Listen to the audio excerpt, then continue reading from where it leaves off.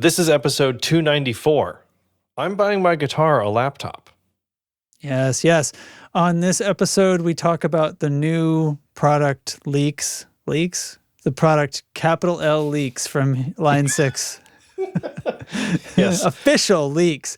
And we do a little bit of, is my red the same as your red, except it's guitar pedals. Yeah, and math. See you in the episode. Pew, pew, pew, pew.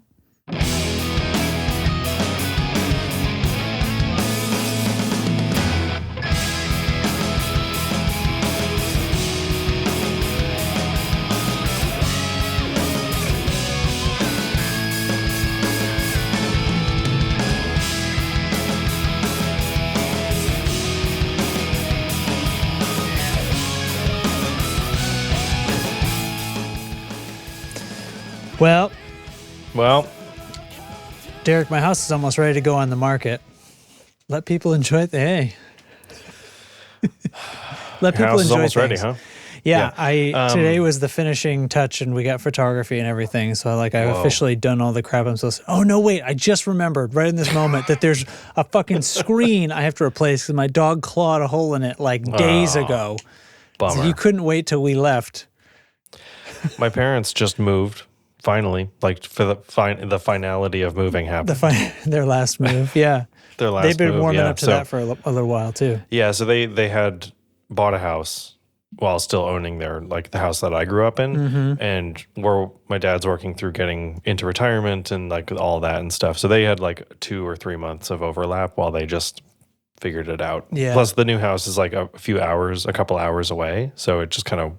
They were splitting the week in both places and stuff. But anyway, right. So yeah, I know. Things are changing, man. Things all are over. changing. Hey, speaking of, Beth is halfway through pregnancy. Oh, wow. 20 weeks.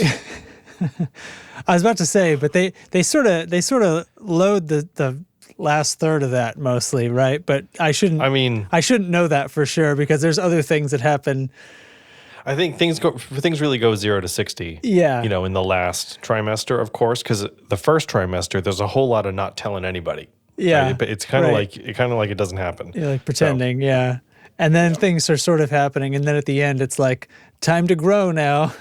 Yeah. Oh, yeah. Yeah. So it worked. But yeah. Did you have a good Father's Day? I just did laundry. I cleaned the bathroom. My ladies were gone on a trip from like Monday and then they came back yesterday afternoon. So, Okay. and that's when a lot of the final work on the house is getting done. The carpets got redone, all kinds of more cleaning, a bunch of extra. So I was sort of by myself, living the lonely life for a week and just working on the house. And then Sunday I just had laundry. And then I picked them up from the airport. It went by but please don't mistake me. It went by fast. I think we're on the same wavelength. Yeah, Justin. I'm gonna sandwich this. I love my family.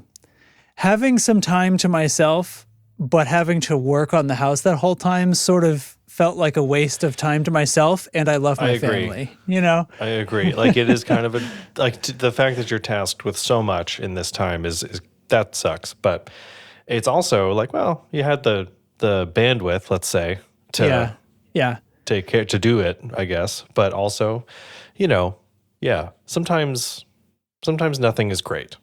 Yeah, I had some little, I had my evenings. I didn't work too late most of the time, and there was some annoying things that I was like. At the same time, I'm very glad that they weren't here because it would have been even more annoying to have them have to be juggling it, and I have to do this and that and the other thing on top of it.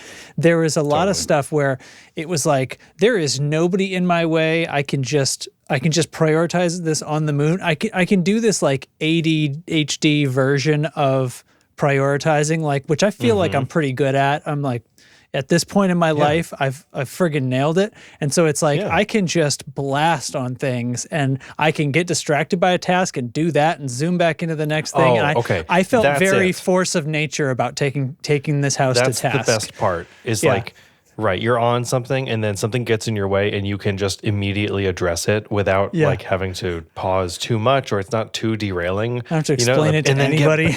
Right.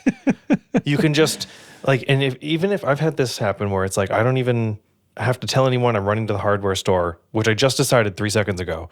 Right? Yeah. Like, I don't need to like have this whole plan. Like I got to run there this afternoon because I need, like, I don't have to get that far. I can just be like, I'm going to go because I know I need this part. That's right. That's right. Yeah. So we're basically all set. Now I guess they're deciding whether the house should go live on Friday or Saturday. Oh. Which I've decided isn't my problem. That's going to have to be their problem. So I'm trying to think of a reason one day would be better than another. The reason is because Thursday is Juneteenth, and we live right up the hill from where they do the very large celebration of that in our neighborhood. And with that in mind, let me say Saturday. Yeah, I kind of was like, but neither is on the day. And they're like, but what if there's still junk in the way? What if they're still kind of closing the road off to clean up? Because they put up a big stage. They do everything out there. True, there's fireworks. I kind of don't see that it'll be a problem. But if they think that there's even a hint that it is, then I'm just going to be like, whatever. This is a decision for a realtor to make, not me. Yep. Trust somebody else's expertise. And actually, that's fine because that means I don't have to GTF out of my house on Friday. I can work like normal and wait till Saturday and not have to be at work while I get out of my office. Totally. Not have to bring a laptop somewhere. Yeah. So. Man, I was just starting to think the next time I need a computer, I might be going back to laptop mode. Like I've been on a built-in, I have an iMac, so I've been on a built-in desktop thing for a long time now. I think longer than I ever used a laptop, but I don't know. So, anyway, random. But I'm going to buy some other really friggin' exciting gear this year instead. How about that? Yeah. What are we there yet? What is I don't know. I don't know. We don't I don't know. Yeah, I'm really close. I'm not really close. I'm in a good place with Chopper right now, which is really exciting. Mm-hmm. And boy, it looked pretty close. Yeah, there's all kinds of like, talk about a project that has like, you do things and then a problem occurs. And it's just chasing down problems all the time. It's not just like assemble this part, glue this there. It's just like everything in between those steps also has a bunch of steps.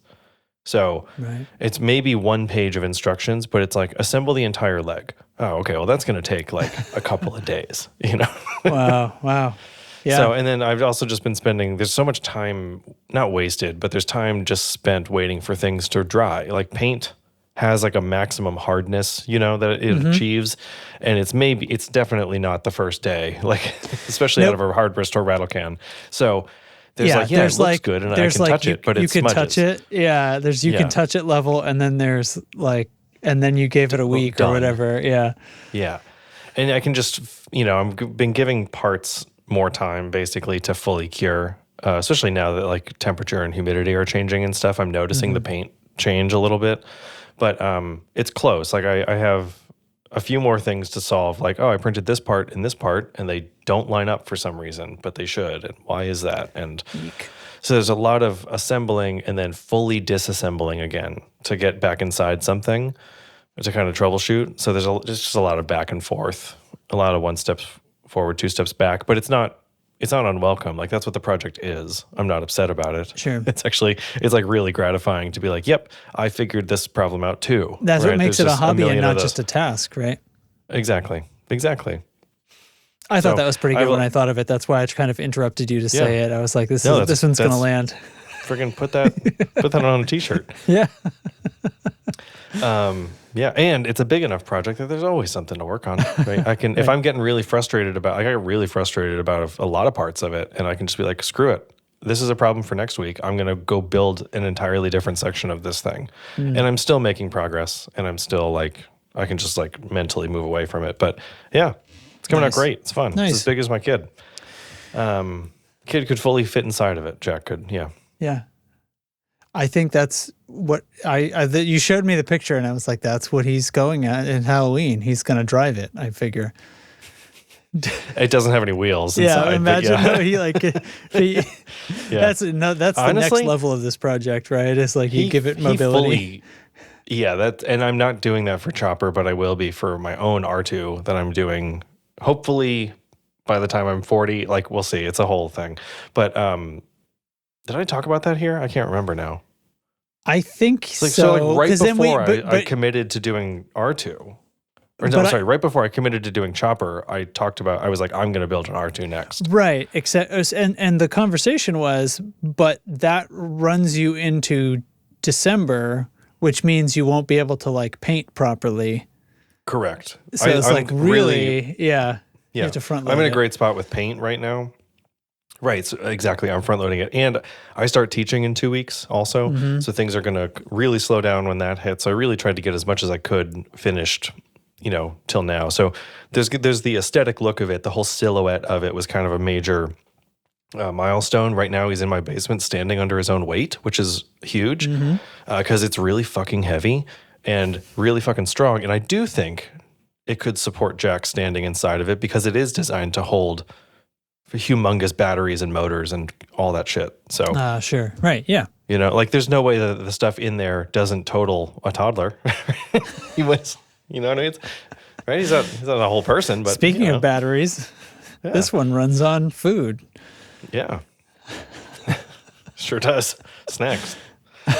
So anyway, I'm already going off on tangents for that. But anyway, so yeah, I'm doing my own R2 as well, but the goal for that is like a fully working one, not just a static prop. Yeah, okay. Here we go. So, and the thing with Chop is like, I'm doing all like the aesthetic work up front, and then I'm going to try to be getting into lights and stuff. And that particularly is going to take me a lot of sourcing from Europe. Whoops. The whole, yep. So, dealing with that, but we'll see. Okay. Yeah. Lights from European lights. Well, they have better lights over there. Oh. No, it's not just the lights. So like Chopper it's called a logic light. Like all of the droids have them. R2's like little blinky lights. They're called logic lights. Okay. Chopper's is like a little ladder. So it's just like as a red LED that like pings top to bottom. Somebody makes a PCB with the LEDs surface mount and it's fully pre-programmed. You just drop in an Arduino Nano and it can also control his 3 front eyes as well.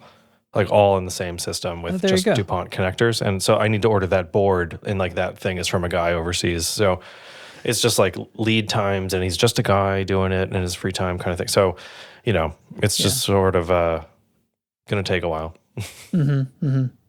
Cool. That'll be fine. That'll be fine. So that's it. Thanks for listening, everybody. Nothing else is going on this week. Speaking of listening, if anyone's really listening super closely, you might hear my kid in the background who's still awake when he shouldn't be. Usually it doesn't come through, I think. I'm pretty good at that these days. Let's dig in. What do you think? So I was lying. There's more to the episode than that. And it's going to be guitars. Hell it's going to be guitar related. All right. Hell yeah. Oh. Very retro. Yeah. Very retro. Yeah. So Justin. So Derek. Are you hip to the Helix update? I'm full of Helixes. It's like most of what I'm made of. Actually, first of all, let's pull this back a second, like way back. So we're outside. They did send me an email, if that's what you were asking me. Okay, yes, I did know about it. Okay. We're outside yesterday. This is just a fun little anecdote here at the beginning of the show. It's Father's Day. We're hanging out. Our neighbors are outside. We're hanging out with them. They're like our age. I didn't ask you what you did for. You asked me, and I was like laundry, and that was the end of the conversation. No, it's fine. I'm not fishing for that. So we're just like chilling outside, right? We're just in the front yard. The kids are playing. Neighbor's dad is visiting. So the daughter's grandfather, and he's out. We're talking and stuff. So it turns out he's a composer in New York. Like I don't know what he does really, but it's So I have that detail. And my neighbor introduces me. He's like, oh, these are our neighbors, Derek and Beth. Derek's a musician, blah, blah, blah. And he comes in and he's like, oh, and so I'm wearing a Sleep Token tie-dye t-shirt that has like the classic thrash metal band style logo where it's like all over the place and you can't read it whatsoever. So I have that kind of shirt on and black jeans. Yeah. Nice. And he's like, so you play guitar? How's the guitar going? He sizes you up right away. Pretty much. And I was like, yeah. He's like, so, what do you got, a Strat or something? I mean, that's it, right? Just like hitting me with that question, like, okay, what do you got, a Strat? It's kind of like, you got whatever, a Strat bro. or something? Yeah. And I was like, oh, yep, okay. So, and I was like, just being polite. I'm like, yep, I have a Strat. My main guitar, and I'm talking, I'm like, what am I going to... That's like, what am I going to... T-shirt, right? Yeah. And I'm like, what am I about to tell him? Like, I've got a PRS. I've got a couple of Nova. So, and he's like interrupting. He's like, oh, Les Paul. And I'm like, oh, yep, I have one of those too. But like my main guitars are these things from Nashville called Nova, which I'm wearing the shirt for now. Yeah. And so like, and he was just like, oh yeah, okay, cool. You ever, he's like, what did he say? He's like, you ever play a pod? Or something like what kind of amps are you, amps and stuff? I was like, I'm using a Helix. I'm like all digital now. I have some amps, but like I'm for my band and stuff, it's all ampless, all that stuff. So, and he's like, oh yeah, so like the pod? And I was like, yeah, like we're way past the pod, but yeah, like that kind of idea. Yeah. And he's the like, pod is like the primordial ooze of this. Exactly. Right. Yeah. And so he just kind of keeps going on. He keeps mentioning like, I always thought that thing sounded pretty good. And he's like, got his hands in his pockets. Like, I thought it sounded pretty good. And he's like, but he's like the coolest guy. He's like really nice and he's like having fun with the kids and stuff. So I can't be like, I'm not being a jerk about it. But the conversation was just so like, we were just constantly blowing each other off in like every direction. You're like, the pod? Yeah, I mean, those suck, but you're kind of in the right hemisphere here. And he's like, yeah. I mean, pods are great. Yeah. And so then like the next day I'm just like, when did the pod come out? Right. And so I looked it up. In 1998 was when the pod, the red kidney bean pod came out. I think I was going to guess 99. Yeah. Yeah. Definitely has that late 90s feel, that like millennium feel. The first band I was in that made a recording, we went to Boston where a guy who was like in his parents' basement had a studio set up, right? And he had, that was his thing. He had a pod because our amps weren't cool, he recorded his pod. The red kidney bean. He had it was a recorder. It was a digital recorder, but it wasn't a DAW, right? So it had like a physical device with a bunch of buttons, and to do any editing, it was like a jog wheel, and you had to do it by listening, right? So he had to like scrub like you were editing tape, right? So there was like a point where like a stick hit a microphone. He's like, no, wait, I can do that. And he like edited the click of the stick hitting the microphone out, but like in audio where it was like, there's the click, and he puts the in point and the out point. And it's, holy shit. It was like doing like a digital representation of not moving the playhead, it was like playing a few milliseconds on repeat kind of thing. Interesting. It was kind of amazing that he could do that, but like that's it right there. That's the worst of all worlds, right? Like it's digital and it doesn't have a screen. It's just the worst. Yeah. It had like a what are the 7-segment display? It had like a numerical LCD. The pod I guess did. So. Yeah, like just like time. It was just telling him time. Yeah, exactly. Yeah. You're talking about the pod. Yes, exactly. And there were hardware. It has for all you kids. Let's call up a picture of the pod. Hold on. Yeah. So Line picture 6 this pod. It's 1998, right? I have nothing else. I'm 11. There you are. I moved into the house my parents just sold. Here I am having no fucking idea what the pod even is, or like what it means to be a thing that's an amp, So here's it won't zoom in. Never mind. Keep going. I want to find a good. And it became this thing that everyone knew didn't sound like a real tube amp, but everyone was happy with. Here we And go. I think all found a these years picture of the later, pod. you still hear people talking about it. And it's not in a way that's like snobby. It's in like an endearing, look how far we've come kind of way, maybe. Yeah. But I see them still. I see them, and it's not weird to see one, I feel like. Some friends of mine, a band here in town, Sleep Spirit, they have an EP out. I think it was their first EP. It's all pod tones, and they use Kempers and stuff live now. But the studio they went to, they were like, we've got this thing going with the pod, and it sounds awesome. And so they were like, fuck it. So it's a really guitar forward album. It's very like modern hard rock and stuff. And it's like, yeah, you know what? It does sound fucking great. So who cares? Mm-hmm. Yeah, I mean, so here's the thing, the kidney bean shaped thing, and it's got, I mean, what is this? It looks like maybe 15 or 16 amps or chains, you know. There's a few of Line 6 own thing, and then they've got, you know, small tweed, blues, black panel, Brit Class A. You know what I mean? And so it's all the things. It's like that's the Marshall Blues Breaker. That the Class A would have been the JCM 800 maybe?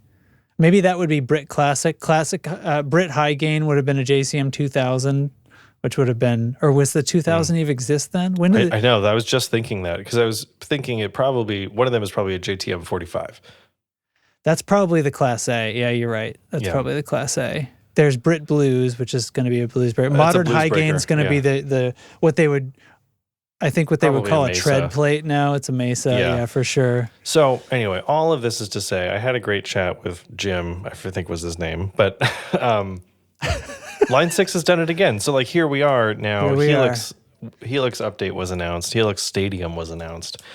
And so like down to the hour, I found out like on the live stream, to the 10-year anniversary of the Helix, which is kind of like why they put it on this random day of the week at 11 a.m. or something, but or 2 p.m. Eastern, I don't know, but it looks fucking sick. And so I think now like I've the last few days it's been announced for a week. I'm like combing through all my gear, thinking like, well, you can go. Yeah, I can't. So yeah, I can't. I mean, I guess lay it out for me because I've only seen kind of the marketing materials, and I'm curious, like, why did they call it Stadium instead of something else? And like, what are the instead of double Helix? Here? Yeah, I mean, it was. I wasn't gonna necessarily say that, but yeah. Well, I mean, what the fuck? So I think Helix hardware. The Helix floor and rack have been out for 10 years, right? HX Stomp came along sometime after. There's a few other things too. Helix floor, I'm looking at mine right now. It's big. It's really big. It's really heavy. And it just has its hardware limitations, right? So now in the new Helix Stadium and Stadium XL, it's new hardware with an entirely newly engineered, I don't even know how to put it the right way.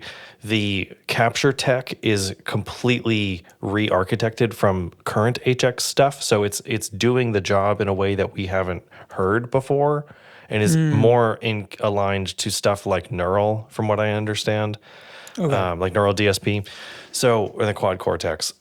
So that's my understanding of it. Plus, it's basically unlimited DSP. It's got a new 8-inch touchscreen. It's got a bunch of new gear in it, new amps and cabs and pedals and stuff like that. It's backwards compatible with all of the existing Helix presets and things. So I can just load my stuff in. And they're saying that there's a chance that because the new processing is so much better, your old presets could sound better on the new hardware. Maybe. Okay, but they're meant to sound the same. That was going to be my next question is like the new models are not replacing old models so much as they just becoming in addition to. It's an addition to the family. So current HX products are going to stay on the market at a new reduced price, they were saying. Okay. So these are the new flagship models. They're still going to be supporting Helix and HX Stomp and HX Effects, all those things, for the foreseeable future, as far as I can tell. They're not forgetting about that, and they will still receive updates and all that. I really want Helix Stadium, though, and I want it for a few reasons. I think I do this every few years where I kind of just dump a bunch of gear that I've been slowly accumulating over like 5 or 6 years, you know? Yeah. So I had the HX Stomp, and then some years later got the Helix Floor, and yeah, there's a ton of redundancy there. So now I'm like, well, I don't need a legacy Helix and a legacy HX Stomp and a Stadium, right? Yeah. Those all can go. This PRS amp can probably go. I don't use my Strymon Timeline anymore. Why is it in this office? Like, I could probably sell that. So I've got like a Post-it note of just things that I'm like, what if that? And I could just dump all of that gear into purchasing one of these. So I'm looking at the Stadium, which is the smaller of the two. It does not feature scribble strips or an expression pedal, but otherwise is exactly the same in its functionality and I/O, aside from a second instrument input, which the XL has, and the XL also has 2 additional effects loops. So 2 versus 4. But on the Helix Floor, I never use the effects loops because it's the whole thing, right? On the HX Stomp, I use it all the time because it's one thing, right? And I only need one loop. So if I were to combine, like I'm just walking through my own process here. If I were to still do this hybrid thing of combining Stomp boxes with a modeler, like I still have the I/O available to do a very cool, fun setup with that if I wanted to. Whereas now, some of my gigs feel like Helix or something else. Like I can't use both, but I can use one or the other, and it depends on what the ask is. So right now, I'm using the Helix Floor because I need a wah, right? Don't own a wah pedal. Oh, yeah. So we talked about that. But anyway, they've also got a bunch of new shit going on with like a cloud service as far as like the accuracy and refinement of tones, of captures and stuff like that. So you can upload your sounds and stuff to like the user base, and it will slowly like it's like SETI almost, like it'll kind of idly do you know what I mean? Like it'll in the background will slowly like make those algorithms better, like through crowdsourcing the results. You know what I mean? Huh. What's also very okay, I have several interesting- questions about how that works that they probably wouldn't tell me. But they don't have answers for that stuff yet. We got like a 1-hour presentation, and they were like, "Look, we're doing this early to get ahead of leaks, to get ahead of NAMM, to get ahead of blah blah blah." And they're like, "There's a lot of things we're not telling you today." So they gave like a very high level presentation. Okay. What I'm really looking forward to is there's now on these newer amp models that use this new engine, there's a hype control, they call it. So there's literally a hype knob. Okay. And the hype knob, I don't know if you remember this. When we had Fluff on the show years ago, we were talking about modelers, and I still wonder this question: will modelers get us to a place of guitar tone that we cannot achieve with analog gear? Right. And he was like, "No way. What are you talking about?" And no, you can always like that. So now the hype knob is literally designed for that. It is a variance from tradition on a knob. And they're trying to go from like this all the way at 0 is the ideal version of this amp, the accurate version of this amp. Right? The one that we captured, and it's very precise. As you dial this up though, it moves, sorry, I misspoke. It moves to the idealized version of this amp. And they're doing this by capturing things in the signal path and in the amp and cab and all that shit that are sort of the non-auditory things as well, and how they together influence auditory things.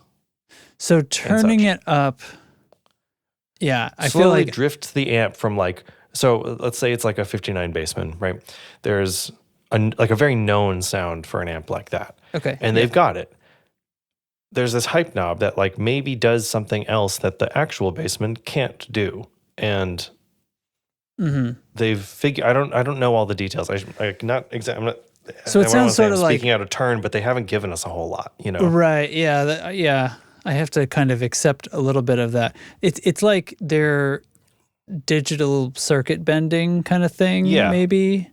And hopefully going in a right direction. Because I mean, that's the thing. Like, sure, I mean, you can do things that are this could kind of amount to marketing spin on top of like, well, to give you the idea of something is different. We just made a different knob right here. We're just making it a little different. Is it better? Applying a background parametric EQ? Like, who knows? Right. It says on the bullet points, hype control morphs between ultra authentic and idealized amp sounds. Yeah. Okay. So I think it's that thing of like, oh, Marshalls in this range have this sizzle that really like, it's the thing that makes it that amp, but nobody likes it, right? And you can take it out or something. I'm not totally sure, but it feels like that. You could end up with like a Marshall that doesn't have this one thing, and now it doesn't sound very much like a Marshall, but it also doesn't sound very much like any other amp because the rest of the characteristics are the same. Exactly. So it's like now it feels to me like this is a button or a knob that's like, lift off into outer space. It's like the whole like let's choose to deviate from tradition, which I'm like really, I don't know. I'm excited to explore what that is, I guess. Right. Yeah. You don't really know until you fuck around with something. So they've got a whole bunch of new encoders and stuff on, like the controls are all wildly updated and all that.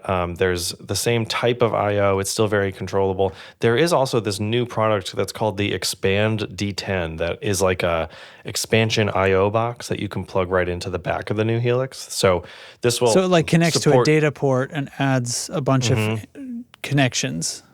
Correct, including Line 6 Link, which is their like it's their like Ethernet connection that's between Variax and Helix and PowerCab and all these other products that like so that will allow for that. There's a new backpack, all that shit. There's a new expression pedal out, like an outboard one.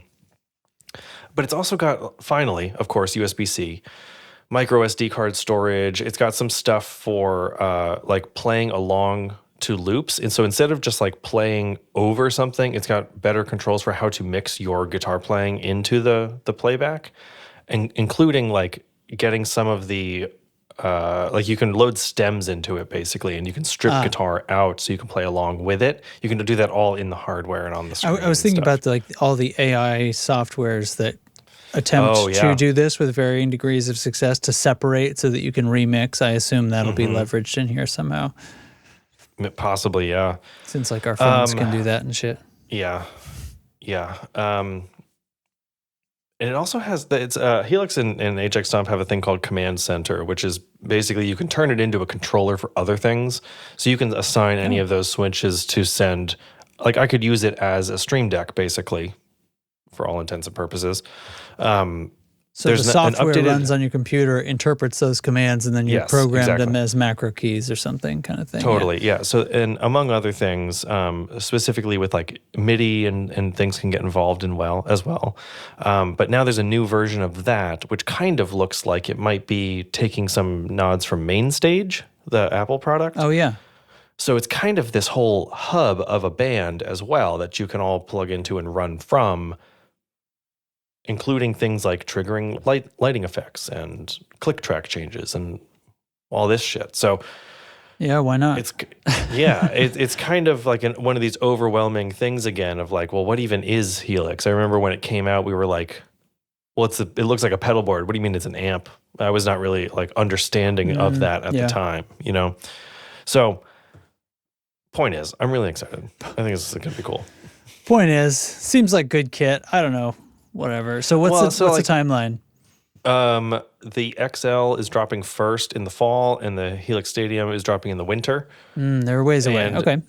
Yeah, a little bit away. So you can pre-order or like reserve. I don't know what's involved with that. I think by the time this episode comes out next week. So I don't know. I got to look into what that means. Yeah, basically, because I need my Helix now, kind, before this is available. So. Yeah, probably a deposit.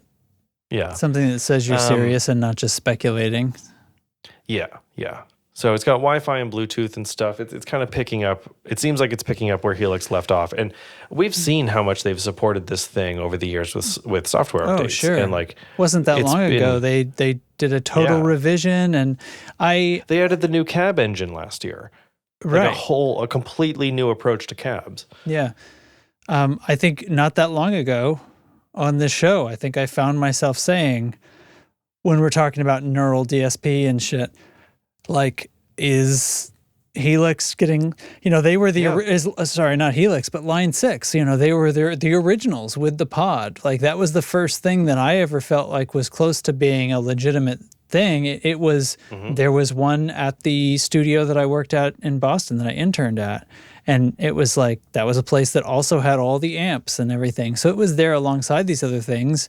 And it saw some use, even if it wasn't considered the real deal, back then. It wasn't really considered perfect, but they originate this stuff essentially in a big way. Right. And were they getting left behind? Well, apparently this was in the works even back then, for sure. Right. It sounds kind of like, in the keynote, they said things like 10 years ago when Helix launched, nobody could have thought about things like the ways people are using them in super creative ways. So we've talked about the Dustin Kensrue guitar that has the TRS jack on it, and you can split that into the different inputs of Helix and have your different pickups go to different signal paths for some fucking reason. Yeah. Well, you can do that, and it's easy. You could set it up in 10 minutes. And it's a simple wiring thing, right? Because it was basically using Helix's ability to deal with stereo guitar, I guess, which is an insane thing that shouldn't exist, but guess what? Yeah. Well, no, he did it. He did it with. He was rigging up the other inputs and outputs like almost the way you do for your in-ears, right? Pretty much. So I think that's how he was doing it. The split is like going into the input, and then which is the bridge pickup, and the neck pickup's going into return 1, which you can just assign to be an input. It's just a return. So it's then you can assign those signal paths and stuff based on the inputs and outputs, and you can put that on a foot switch or the expression pedal, and you can just literally toggle between 2 entire guitar rigs that are using independent pickups on your guitar. It's ridiculous. You're not switching on your guitar. Your pedals are switching on your foot pedal. Yeah. Your pedals are deciding which pickup that they want to use, basically. Yeah. And so that's a thing. That's forward thought. That's designing the system. I mean, there's no reason to make it so that they couldn't design the software that way. You know what I mean? So that's revealing that Line 6. What's wrong with me? Line 6 had, they designed their hardware in a thoughtful way. Like it wasn't like, let's attach these switches to be patch changes. You know what I mean? It was, here's some buttons. We'll just connect them to the CPUs. Exactly. We'll make them, you do whatever you want with them. Right. And that's a hard thing to understand when that tech first drops. It's like, wait, I can put my master volume on a switch? Like what? Yeah. These are kind of new ideas or new ways of building rigs 10 years ago, or digital rigs 10 years ago. So they framed it in like these ideas, these concepts and ways of making music and pushing the tech forward are things that we could have never thought of. So we're starting over, right? Setting a new benchmark with new hardware for the next 10 years. They sound very forward focused on what the new hardware and software are going to be capable of, and just really setting up the community for success with that, which I'm really interested in. It sounds like they're really playing catch up with Neural DSP, which is probably a good place to be in. I mean, we also didn't even talk about it, but the new Kempers just dropped too. Oh, Kemper 2. What are we doing? Up. Kemper 2? What time is it? Yeah. I don't even want to talk about Kemper 2. Oh my God.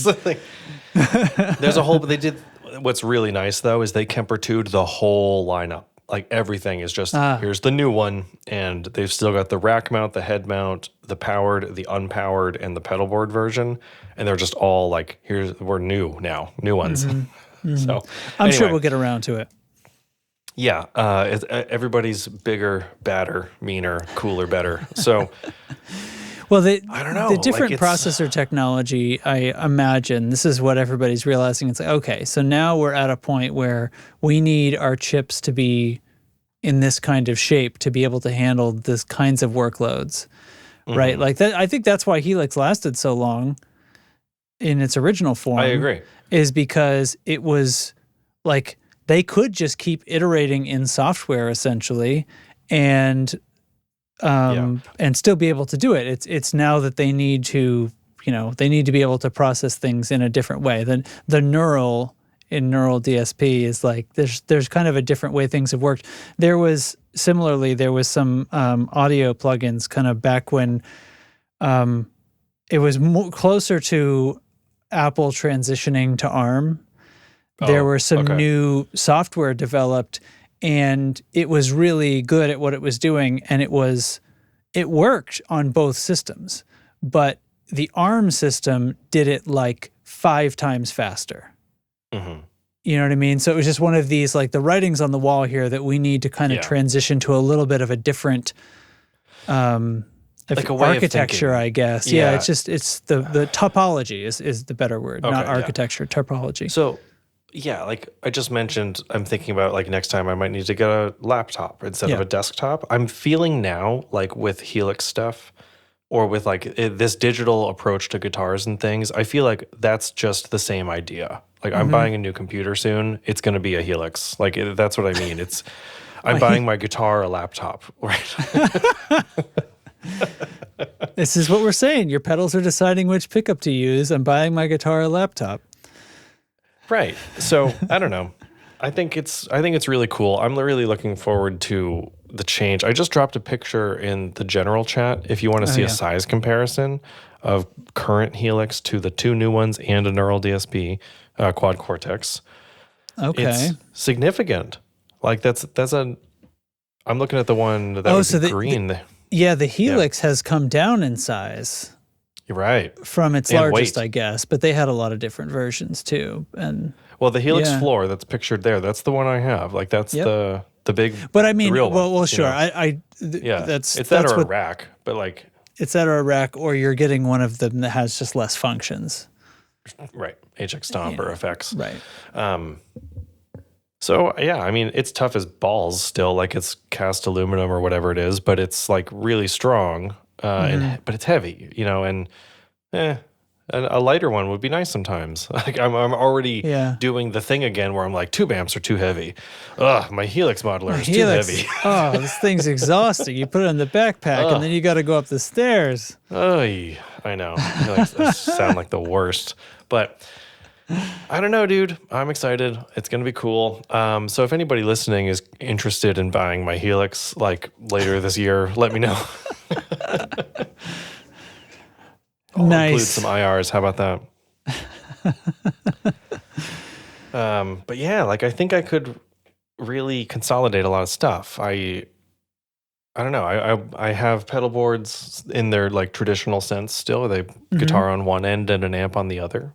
And the hybrid thing with my HX Stomp, like I feel like that could, with a new Helix Stadium sized product and scoped product, it could kind of meet in the middle a little better than what I have now, while expanding the maximum end a bit more too. So do I need it? No, but I also feel like it's one of those things, if I don't get it right away, I may never get something like that. It's just one of those like timing of life things too. But keep the money in the gear and just like dump a bunch of stuff and make it happen. Yeah. You don't have to feel bad about it in that case. Yeah. Yeah. So facial. Sorry. Okay. You want a facial expression based modeler. A facial expression. Oh, stank face is heavy distortion. Wow. Oh, so like you got to make the stank face before the riff.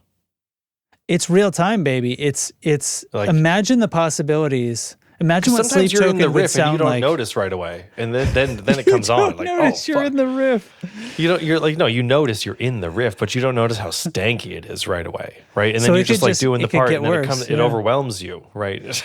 I'm saying, like, imagine what a band like Sleep Token could sound like if the whole mood and sound and vibe and feel and texture of the guitars could change at the very facial expression. Although they wear masks, so we'd be sort of. Have you seen the new masks?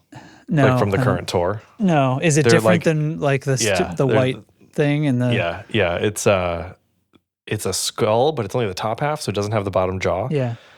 But it's like kind of all messed up. It's still a very Sleep Token-y. It's like painted black or something. Yeah. And they've got like these. They look like crushed velvet or velour.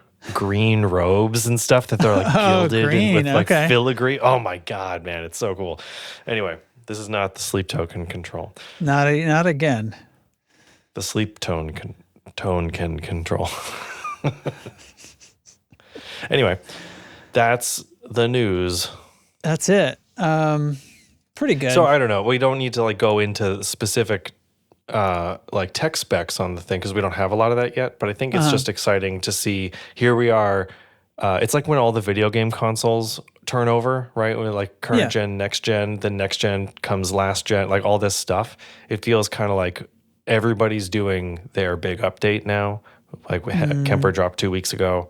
Helix is here.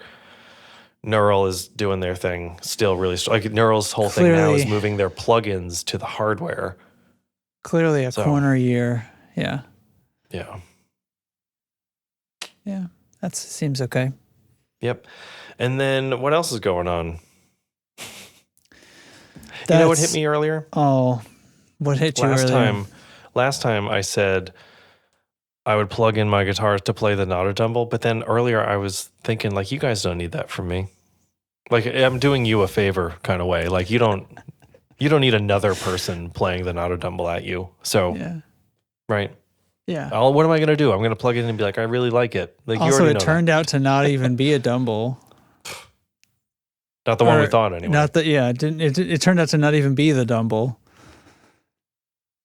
After all, yeah. Which I never got mad about. Yeah, I don't really care. I got an email from Reverb today talking about that and encouraging me to go to Reverb and buy the one that I have, the unmodified version. Really?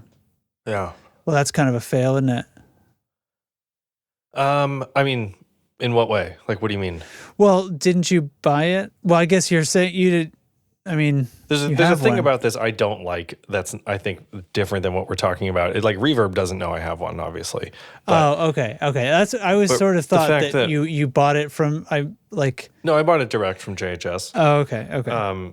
But the thing I don't love about it is that Reverb, the marketplace, a kind of big moving force in the industry, is like, hey, this thing went kind of viral. You should get one. Yeah. Right? Like, you should come to us and spend money on this thing that we just told you is like totally overhyped. Yep. Okay. Feels a little like, you know what I mean? A little right, like, wait a second.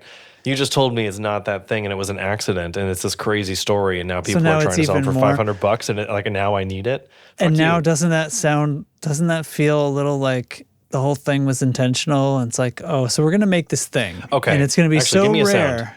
Give me a sound. I got more. Whoa. Fuckers. The fuck is you?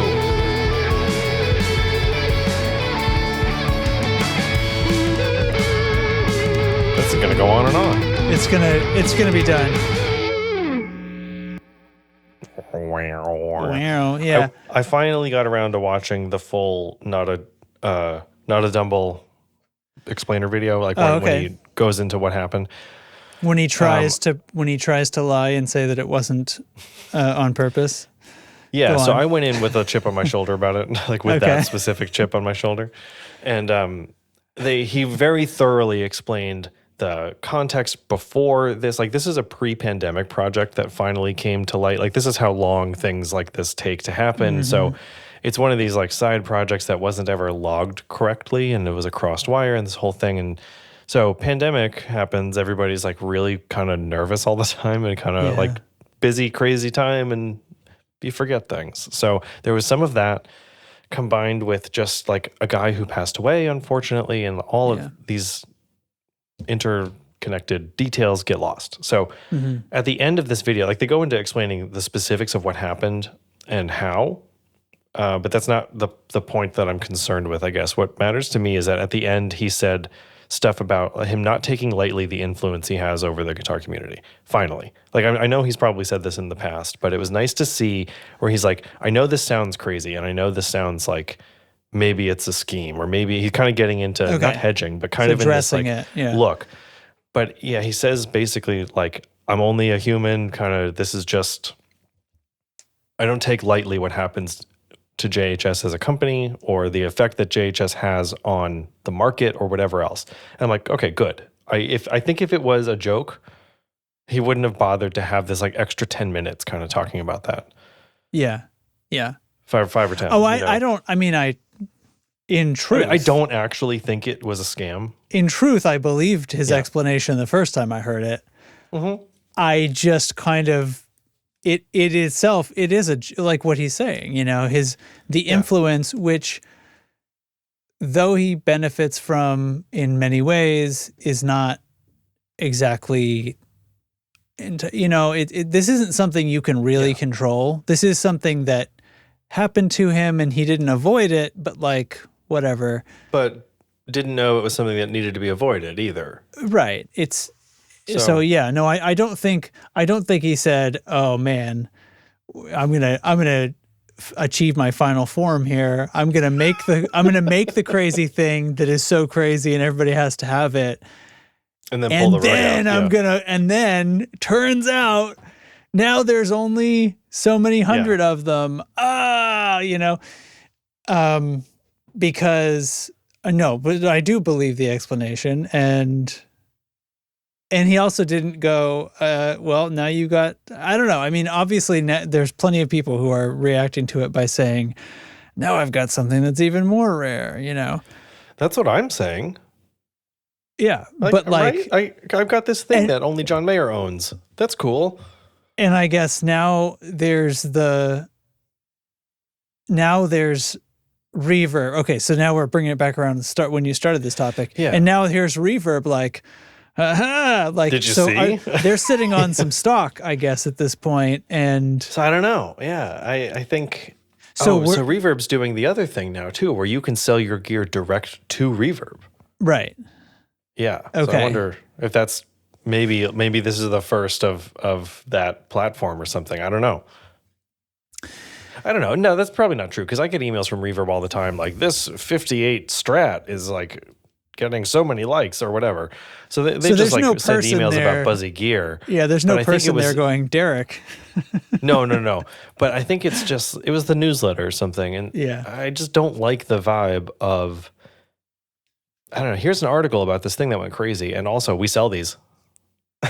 It just seems a little. Yeah, you gotta see it from their perspective though, right? Because like, of course, if they don't try to maximize they're probably that business has its simmer level, and that simmer level gets punctuated occasionally when something crazy like an EMI console gets auctioned onto it or whatever, right? And they would be doing the financially irresponsible thing if they didn't like send a newsletter about the EMI console, So, the Dumble thing. Well, people really should know that we have some of those because people have heard about this. It's been 3 weeks. I bet we could, pump about 20% more hype onto that thing and let it. You know what I mean? So yeah, it's like it's like the board of a publicly traded company. It's like fiduciary responsibility or something. They literally have to do the evil thing sometimes, or they'll get fired. It's like written into our regulations. Actually, I don't think they are currently, but we talked about it on the show when Reaver was acquired by Etsy. I think that deal is not a thing anymore. I think they were reacquired by a private holding company, like in the last year, maybe. Yeah, but anyway. I mean, a holding company. I mean, they're not in it because they like guitars. No. Oh man, I'm just like so fried on commercialization, and just everything is a hustle. I hate it. Ugh. How do I make you feel better about that? I don't know the answer to that question. I got this sticker with a Ben Kenny album that just says "Powerful Butt Cheeks." Yeah. It's on my desk. I cannot decide what to stick this to because this is an important sticker. So not just some other person's car, right? Though that would be very funny. It's electric. It does that. It's proper blue and red, and it does that like weird. It's got the chatter vibraty thing. Yeah. Maybe I'll stick a Powerful Butt Cheek sticker on my new Helix. No, I won't. on an expression though, right? So I'm probably going to get the one without an expression. But do you get an expression that attaches to it? You have a separate one, right? I have a separate one already. Yeah, that would so there you interface go. with it. So there's that. So you're And like this is the other thing. It's the expression. We're like already rewinding on a topic, but the expression, the XL has the expression and the extra 2 effects loops, yeah. and it's like $400 more. Yeah. It feels probably right. And, sorry, Well, and it's got another the good instrument scribble input, but strips and the scribble there's strips. Yeah, there's some yeah. different things. I mean, being able to label the switches is not nothing. If you're on this thing all the But- time, Yes, except Helix Floor, I think, is the only one that does it. Like Kemper doesn't have scribble strips, Neural doesn't. well, what Helix the fuck is LT their doesn't. problem? You know what I mean? But now Yeah. I'm looking at it thinking like, oh, I want those scribble strips. Yeah. Except I don't want to pay the extra money for it and stuff. I'm thinking about unnaming all of my scribble strips to blank stuff to see how I manage with that. You know? Wow. Yeah, you 'Cause gotta, all the- you gotta all the challenge LEDs yourself. All the foot switches are color coded anyway. So So you think the colors would be enough? orange is distortion. Is always orange distortion? We're gonna do the is your red the same as my red, but for pedals now. Derek, so what I color? can tell you. Well, hang on. This is all going to come back to Boss. This is my prediction right now. Oh. Before we start, everything's going to come back to Boss. Well, you may What be color surprised, is actually. overdrive? Well, so it's like distortion includes like fuzz, boost, overdrive, distortion. It's like the whole gain category. Oh, really? No, I would go way Yeah. more granular than that. So yeah, it's like gain staging and then EQ, cabinets, amps. Like it's just these huge categories. Modulation, delay, reverb. Like modulation includes everything from chorus to tremolo to flanger, like and everything. Okay. Ring mods and Okay, so modulation. What color is phaser? all the categories are the same color. All of modulation in Helix You're killing is me. blue. I'm trying to get inside your head. I want to know, like, To me, yeah. this is hard because my first phaser was green, but I think it's I was going to orange say because of green. the- I But think it's orange because of the phase 90. Yeah. Yeah. Yeah, Alex said orange too. But See, I was also going to say overdrives green. and distortions are orange because of the DS1. Yeah, this is what I was getting. Distortions are orange. I think, but overdrives could be green because of Tube Screamer. I also could find dirt looking blue to me in my mind because of BD2. Blues Driver. Yeah, Blues Yeah. Driver. Another Blues Breaker. That's the other classic. So phase is green in my head, but Because of Boss. because of Boss, flanger is Oh, are you asking me what I think it is or Yeah. what it is in Helix? no. So it's What do in you my think mind. it is? Purple. Purple, right? Yeah. Why? Because I had Why a, is that? because Boss, I had a BF2 Boss. flanger that was purple. Purple Yeah. equals flanger. Okay. Now check this out though. okay. Delay, the category in line 6, delay is green because But it's blue to me. Delay is blue to you? The What fuck are bosses you were talking- blue. The boss They were delays are white. blue. They're white. I had a blue one. They're- Were they all white? Am I wrong in my memory? No, they're like an off-white kind of silvery-ish white, and they have blue lettering, if that's what you're thinking of. Maybe. But Maybe like I the just DD8 misremembering or it. whatever. Green I thought their for line EQ 6 was white. also, Also white. yeah, different Yeah, white. okay, Like the okay. tuner is white. Yeah. Okay. But yeah, the DL4 from line 6 famously green. So Yeah. Okay. Yeah. Oh yeah, yeah. That's a famous delay for sure. But Strymon has reinforced that it's blue to me, I think too. Now we're bleeding out What of is? Boss delay. so the timeline is gray. It's gray. Yeah, the blue one Oh, is the blues are reverbs. It's Big Sky I'm Yeah. thinking of. Yeah, in Helix reverbs are darker man. orange. Darker orange. Yeah. Okay. But and so the other thing that's wonderful about this is you can recolor any of that. Like you Yeah. can. So I've got some stuff on here, like my amp boost that is not a pedal. I make it a white switch. It's the only thing Okay. on the board that's white, and it just is like I walked over to the amp and turned the volume up. Like that's all it is. Louder, the louder button. I have different colors that I consistently do when I'm mixing, when I spread out my tracks. Okay. So drums are always like an orange or a brown. Bass is Interesting. always purple. Okay. Yeah. Guitars are usually green, and I'll do some different shades. And then for like different players and stuff, or takes. yeah, Not takes, but like or purposes or something. tracks, Yeah, yeah. I'll spread out, like sometimes choruses are different than verses if they're on different tracks Oh, and stuff like that. okay. So I'll deviate a little bit. And then vocals are blue, and what I don't think I've used green yet. Does anything get green? Sometimes extra shit Keys? starts to get green. Yeah, keys might be green or orange. Might throw things at if I need to differentiate more. It's going to depend on the song, right? But I'll always do, at least bass and drums are the same. And I think everything defaults in Pro Tools and now in Luna. The first color that everything comes up, a new track, because Luna basically just copied Pro Tools. So it's blue. Blue is like a light blue is the starting color for all tracks. So vocals stay blue and everything else changes for some reason. That's funny. Like the gear conversation, like there's maybe an answer to, because like we're saying Boss, like they color coded everything. Yeah. So we just kind of keep that in mind. And I think it's gone on to influence a lot of other gear in the space. Mm-hmm. But also, what color was Math?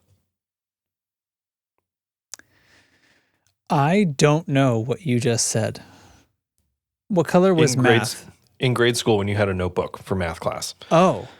What color notebook or folder or something like this is where we Did you really have learn. the things where it was like the boy version of the like colorful rainbow cats and unicorns posters? So it was like geometric 3D rendered Just shapes like, in random yes. colors, or maybe they were silver and there was like a laser for some reason. There's a grid in the background. There's like All extreme perspective for no reason. My Trapper Keepers were that and were loaded with that shit. So I don't think any of my subjects had colors, but they, like, one of them was like lasers in a triangle and the other one was like sphere and something you know what's else. happening You know is what I like mean? you're older than me, which I'm kind of forgetting sometimes. And I remember feeling like Trapper Keepers distinctly fell out of fashion at some point. I thought you were going to say that. Yeah. You're like, Trapper Keeper, you old fogey.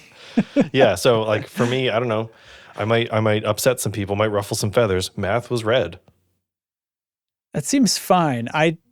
I'm willing to accept anything though, because I don't think I assigned colors. I just had I need a notebook, a single subject spiral bound plain notebook for each class, right? What color is what class? Math is red. Math is red. Hop into the Discord and yell at me about that if you disagree. I'm sorry. I'm switching back to what they're saying here. In atmosphere, further away things get tinted blue from the air. I thank you, first of all. Thank you. But what does that have to do with anything? Very true. Very important. You should have read it 7 minutes ago. When we were apparently. talking about I can't reverbs. remember.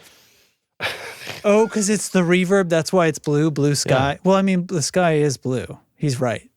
I saw a really interesting post on Reddit the other day with some vintage NBA photos of like action game shots. Okay, yeah. And the post was talking about the dark, like the silvery blue haze in all of the old NBA photos and all old sports photos of things that were indoors. Oh no. Was actually from cigarette smoke. Yeah. Oh my God. But it's this like such a cool look. Not smoking, but like the blue haze from these sports photos is spectacular. Gives a mood, right? Makes it look like a James Cameron movie from so the cool. golden era, right? Yeah. Mm-hmm. Plenty of dark shots with haze in those. Mm-hmm. Yeah, exactly. With a little tint, some fog rolling in. Nope, cigarette smoke. Gross. Yucky. When we were in, never mind. Continue. I don't know where I was going. I was trying to. You want to hear a story then? I'll tell you right now. Yeah. The story. When we were in Europe, we went to Belgium, and in Belgium we did a beer and chocolate tour. It was like 8 hours. First Sounds four like were a chocolate, real second bummer. four were beer. It was the best thing. The night ended with going to one of the oldest bars in Brussels, which was super cool. Which is probably high in the running for oldest bars ever because Brussels. Possibly. It's very ancient. It's very old. And it's called a nicotine bar because smoking was allowed inside for centuries, right? Oh, or so whatever. it's just there. It's in there. Everything is just yellow. Everything. Like you move, it's the thing, you move the pictures on the wall and it's white behind it and it's yellow everywhere else. Oh, wow. Yellow and brown and gross. And it's just like in the paint and But also, one of the coolest places I've ever been in my life. Wow. Should we get out of here? Yeah, it's fair. Let's do it. Oh, look, see, we're already over an hour. Nothing to it. Nothing to it. Well, everybody, this is fun. I wasn't sure if the whole thing was just going to be Helix or not, and I wasn't going to be ashamed. I'm not Stadium. ashamed. So You guys know wait, where we my never got to it. allegiance is. Why did we talk about why did they call it Stadium? Did they have a So they instead mentioned of double briefly. Helix? So I found a Reddit thread actually with some of the Line 6 guys like talking about the release, and there's somebody posted like the worst part of the new Helix is the name. Right? Why not call it double Helix or Helix 2 or everybody's calling it Helix 2 anyway. And the top comment from one of the Line 6 guys was like, the worst part of all of this is naming stuff. It's like the secret thing that no one talks about that is the worst part of bringing a product out.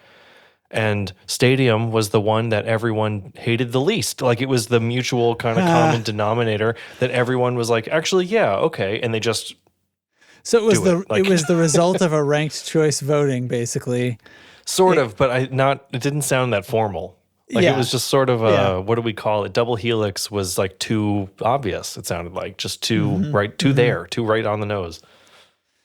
Yeah. Yeah. Cool. Okay. Appreciate it. Well, that's that then. Yeah. I hope you all I hope it was fun for you too. And that's a podcast. It's pretty good. It'll be all right. Yeah. I'm updating our patrons here as you vamp, so go for it. Patrons as I vamp. Okay. And oh fuck. Oh. See, I even tested that my stupid play the song button. There we go. Works the second time. I got some funny stuff going on this computer. Anyways, thanks everybody, and I hope you had fun. And tell us how you're excited about the Helix and the whatnots business, and what else we asked, and what color things are. Yeah, what color things are. We're making some changes to the giveaway stuff soon. We'll have updates about that next time probably. And come hang out in Discord. That's where the party is. Yes. Okay, Patreons. Thank you everybody for your support. You can go to the link in the show notes to join our Patreon and support the show. And those are the Mike Stripes, Rabbi Bob, Steve Smith, Carson Ricketts, Matthew Fenslaw, Ryzen Wolf, Bigow, 69420, Seven Nation Andy, Sean Wright of Lollygagger Effects, and Jonathan Blanc. Thanks. See you next time. See ya.